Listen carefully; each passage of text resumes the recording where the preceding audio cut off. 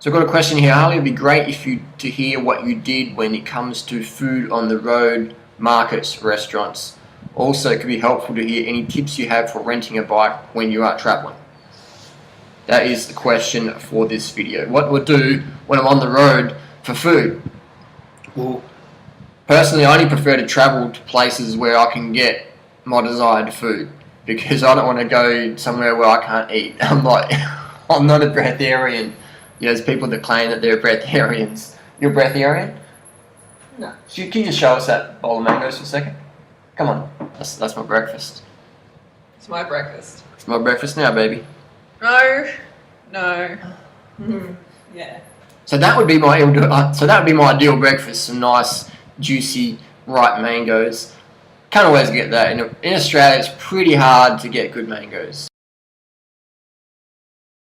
That's a $10 bowl of mangoes, about 500 calories.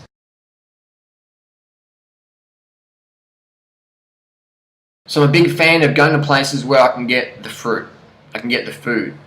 I've cycled across Australia, and it was when I cycled from Perth to Adelaide, I couldn't get fruit. So my backup plan was vegan starches. And I remember that whole trip thinking, well, if I had fruit, this would be so much easier.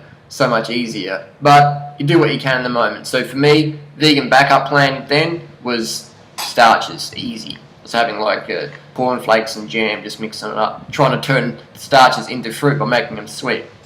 Another part of Australia I cycled just on fruit and water because I could get that. So have the backup plan. Have a backup plan. My most common backup plan is pasteurized juice, high quality juice, free of preservatives and flavors, high quality stuff, just with fruit and sugar and maybe a bit of vitamin C added. That's my backup plan. That's my favorite backup plan. Or dates are a great backup plan. Not technically raw, but fruit, sugar, carbohydrates that allow the ATP production. It's all about ATP production.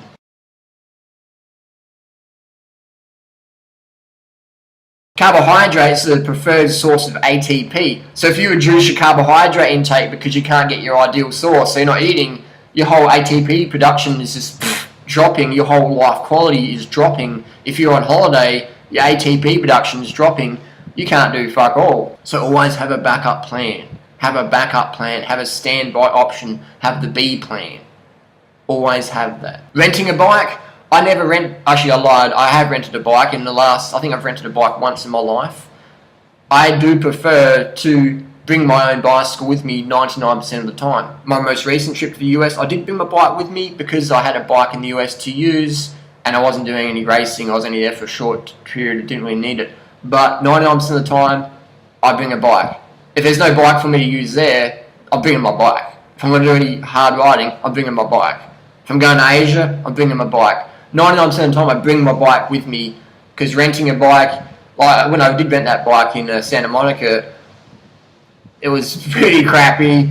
It was better than nothing, but obviously having my own bike is what I prefer. And taking a bike on the plane is very easy. I've done many videos on that if you look in my traveling playlist. So that's that done. Traveling, have your food preference, have a backup plan. Cycling, bring your own bike if you don't want to rent a bike. Because really renting a bike is a bit of a waste of money and time. You have to go there, pick it up, drop it off. Your own bike, you got it there. Done. You know exactly how it works. It fits you right, you get your best performance, you get your best training. So traveling with my bike is what I do 99% of the time. Hope that answers the question. Post your questions and comments down below. Want to learn more? Join the cult. Want to get out of the cult? Unsubscribe? Whatever. See you soon. Thanks for watching.